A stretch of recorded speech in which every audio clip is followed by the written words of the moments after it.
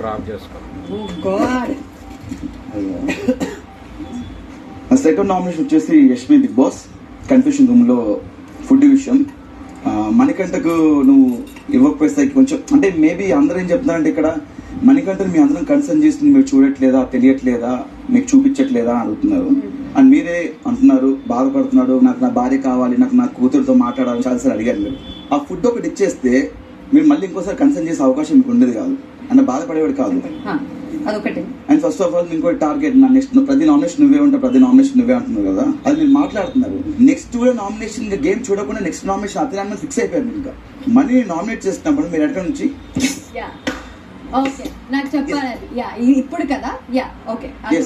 ఇదేంటంటే బయట చాలా ఇంకోలా వెళ్తుంది. అర్థమైంది, ఆయన చెప్పారు అంతేనా? ఈ 3 points అంతే అండి. ఇంకొకటి నేను హరితేజ గారికి చెప్పడం నేను మర్చిపోయా. ఆ కన్ఫెషన్ రూమ్ లో ఇంకొకటి ఏంటంటే